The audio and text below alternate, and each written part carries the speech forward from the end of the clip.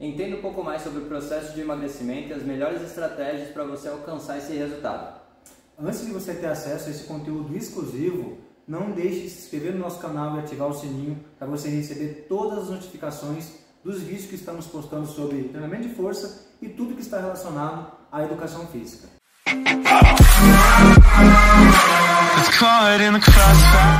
Pessoal, esse tema de hoje, que é um tema bem delicado, né, professor? É um tema assim muito complexo. Claro que tem muitos temas que a gente traz aqui que não tem a complexidade igual esse tem. A gente falar sobre o processo de emagrecimento, a gente já tem que chegar logo de cara trazer uma referência, né? Pessoal, conceito de emagrecimento. De acordo com o Stevens et al. 2006, Stevens e Participações, ele explica que o conceito de emagrecimento é a partir do momento que esse indivíduo começa a aumentar a sua massa musculoesquelética, a sua massa magra, ou ele mantém a sua massa magra, né? E como que ele vai manter essa massa magra, né, professor? Acho que esse é o grande ponto, né? Sim. E uma grande dificuldade também, a gente pensando no contexto geral das academias e da população de uma forma geral, né? Se a gente começar a falar um pouquinho mais da parte técnica, científica do processo de emagrecimento, a gente sabe que o quanto você ingere e o quanto você gasta é super importante. Mas o nosso corpo ele regula o nosso metabolismo de acordo com a atividade que você faz. Por isso que não é simplesmente contar calorias. A gente precisa mediar as atividades que a gente vai realizar para poder otimizar esse treinamento, para poder otimizar esse processo de emagrecimento para a manutenção da massa muscular, como o Ricardo acabou de comentar. Então é um ponto importantíssimo. Sim, pensando em estratégias, a gente vem trazer estratégias aqui, pô, você vai aumentar a massa magra.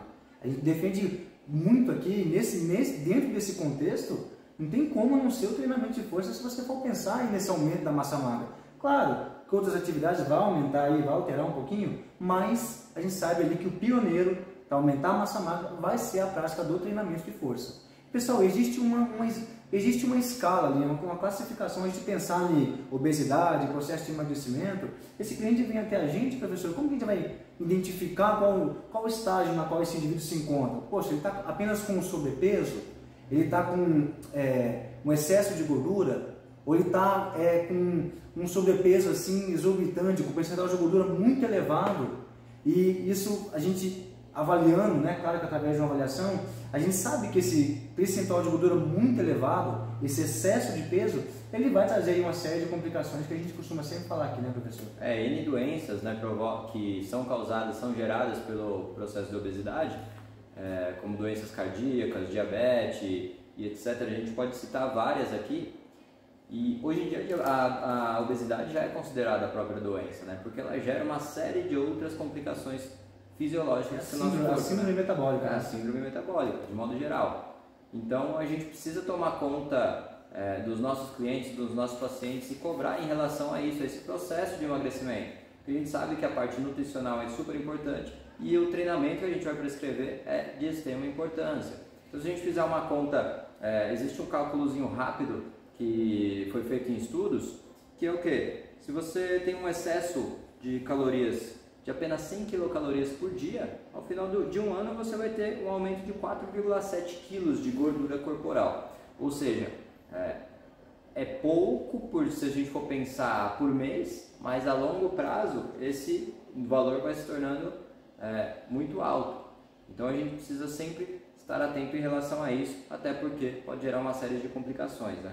Sim, professor, a gente pensar nessa questão do processo de emagrecimento, a gente tem que levar aqui, né, a literatura disponibiliza aqui para a gente falar do padrão clínico popular, para a gente poder saber, poxa, como que eu vou saber ali, uma forma fácil de saber se esse indivíduo está com sobrepeso, com um percentual de gordura muito alto, né, mas principalmente o sobrepeso ali, a gente tem o índice de massa corporal, que é um cálculo fácil para a gente poder conseguir identificar se ele está ali dentro dos padrões e dentro da normalidade, né, com relação ao peso dele. Claro que se ele vai sair, ele tem ali um pré, né? Se ele está pré-obeso, se ele está pré, que nem no diabetes, está pré-diabético, pré-hipertenso, então ali para a obesidade, a questão do sobrepeso, você tem ali uma margem para mais e para menos, né, para poder indicar se esse indivíduo está acima do peso. Então, o índice de massa corporal, ele é uma ferramenta e vai mostrar para a gente aí indicadores importantes com relação a essa questão do sobrepeso.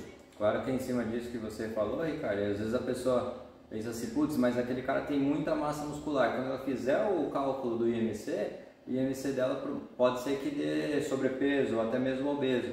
Porém, quantidade de massa muscular que aquela pessoa tem acaba que no caso do IMC não é levado em consideração, porque ele tem uma quantidade de peso corporal total e grande parte desse peso corporal é massa muscular, né? E também tem aquela questão, né? A gente frisou aqui a questão da prática do treinamento de força. Esse indivíduo ele pode também fazer o cálculo e vai constatar que ele está acima do peso corporal, o índice de massa corporal dele está elevado, porém com aquela reserva que todo mundo quer, né, professor? Que é a reserva que é a massa musculoesquelética, a massa magra ali, aquela reservinha a mais, sempre é bom, a gente sabe disso, é o que a gente busca com a prática do treinamento. Pessoal, a gente pensando em processo de emagrecimento, a gente pode falar também sobre a questão da gordura, né?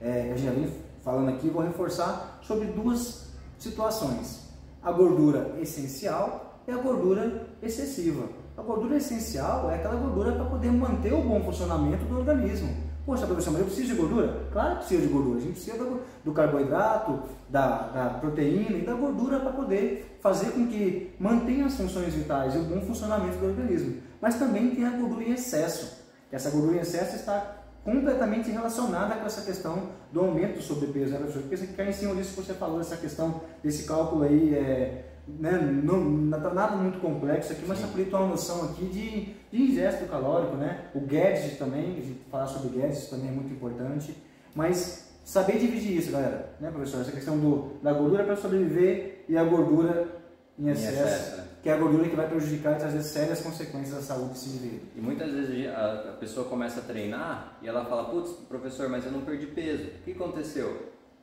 Grande parte dessas pessoas que acabam não perdendo peso, porém tem uma perda da massa gorda e tem uma manutenção ou ganho da massa muscular. Às vezes o peso da pessoa fica ali no mesmo, mas como a gordura ela é muito menos densa do que a massa muscular, então a gordura tem 1 kg de gordura tem um volume muito maior do que 1 kg de músculo, né? Então, se a gente começa a fazer essa troca... E pensar em estratégia, poxa, professor, qual treinamento a gente fala, né? Falou o treinamento de força, o treinamento aeróbico, a gente vê muito aí, poxa, eu quero emagrecer, a gente vê muitas pessoas já logo indo para corrida. Eu vou emagrecer, vou começar a correr. Preciso fazer aeróbio, né? Muita gente fala, vou fazer aeróbio. Preciso compra uma esteira, coloca em casa, e aí, muitas vezes sem orientação, e aí com isso vem também as consequências aí, que são os problemas articulares. A gente fala de estratégia, a gente pensar em estratégia no processo de emagrecimento, é a união dos dois. Você tem aquela questão da especificidade, treinamento de força e treinamento aeróbio, mas de início, levando em consideração que esse indivíduo se encontra com sobrepeso, ele não pode colocar ele para poder fazer ou apoiar essa prática, né, do treinamento aeróbio aí, sem orientação, vai sair desembestado correndo aí e vai emagrecer, que na verdade, pensando no que o Steve fala pra gente aqui sobre o conceito de emagrecimento, de fato ele não vai estar emagrecendo. E já existem muitos estudos que compararam os métodos, né? Pessoas que fazem só musculação, pessoas que fazem só aeróbio, e é muito comum a gente ver os resultados desses estudos mostrando que o pessoal que faz musculação tende a perder, tende a ter um percentual de gordura mais reduzido, né? Muito mais. E até porque, se a gente pensar, indivíduo obeso, começou a treinar, fazendo só atividade aeróbica, ele tende a perder mais massa muscular do que a pessoa que começa a treinar e faz a musculação. Porque a musculação, o principal objetivo é você manter a sua massa magra e otimizar a queima de gordura. Ou seja, pensa no indivíduo que perdeu 5 quilos. Desses 5 quilos, 3 foi músculo e 2 foi gordura. Não foi eficiente. O treinamento pode até ser que, estou feliz que eu perdi peso, porém, grande parte desse peso perdido foi de massa muscular. A chance de você recuperar o peso é muito maior, né? Tem que saber o que de fato está sendo perdido, né?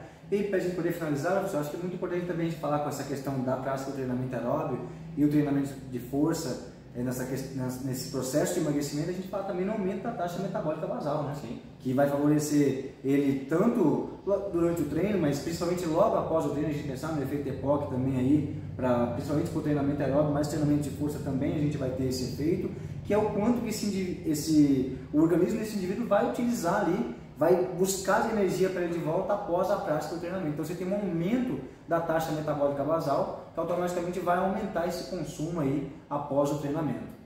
Beleza, galera? Foi bastante informação aqui no conteúdo de hoje. Espero que a gente possa ter ajudado a esclarecer um pouquinho mais sobre os conceitos de emagrecimento.